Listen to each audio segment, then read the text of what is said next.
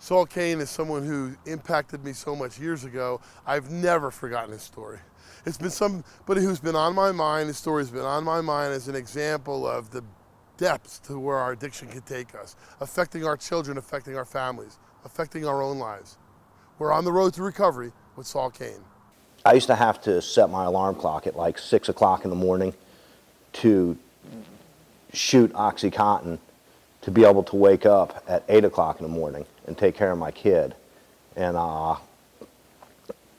one night I lost my bottle. I lost my bottle of OxyContin, and I set my alarm for 6 in the morning to get up, and I couldn't find my drugs, and like I started to get really dope sick, and as the day progressed, I just got sicker and sicker, and I was just home alone with my son.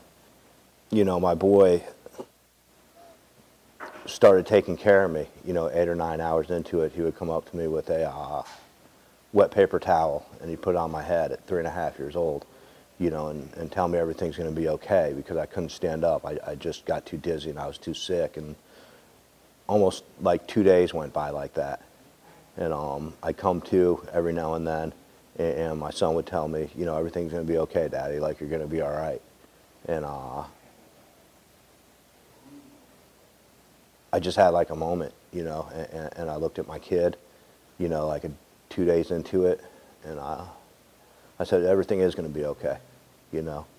And I picked him up, and I put him in my car, and I don't know how I got the strength or the clear-headedness to do it. And I brought him to my mom's house, and I dropped him off, and I told my mom I'll be back. You know, I'll be back. I got some stuff I have to do, and decided, you know, that was it, you know. And then I found AA.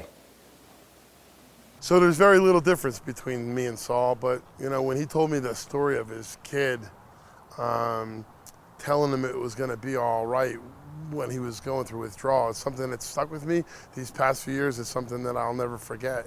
And in addiction, there's a lot of people that we affect, what kind of parents we become. And for Saul, I mean, that story was horrendous. And even from that, he's able to come back and share that story with others, so he can change thousands of lives, and that's exactly what he's doing. I didn't have insurance. I didn't have, you know, money to move into a facility or a halfway house or any of those things.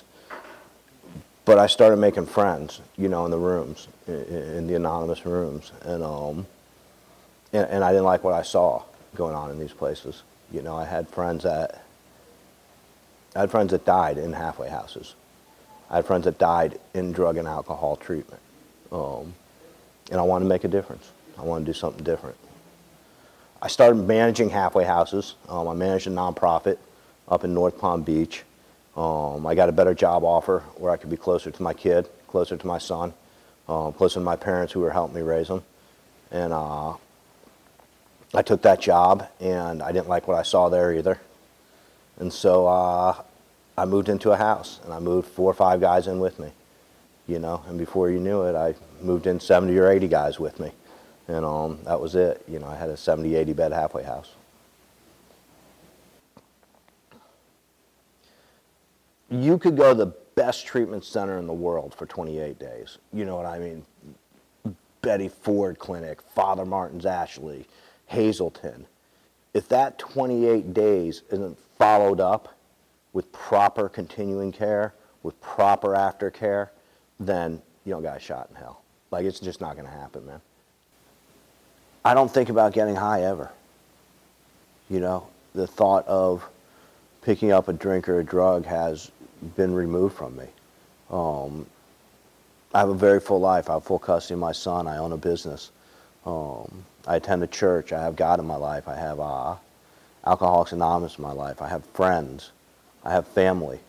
You know, I have dreams. I have goals. I have ambitions. I don't wake up. I'm not a slave to anything. You know, I'm not a slave to anything anymore, which is amazing. You know, people get the idea that recovery is kind of some of the stuff that we talked about, living in halfway houses and going to rehab and going to meetings all the time, and it's not. You know, it's not at all. Recovery has given me a life. It's not my life. You know, I go fishing. I go to the movies. I go on vacation. I go to the beach. You know, I have a great life. It's amazing. It's amazing, and I don't wake up needing anything to get through my day, you know. It's good.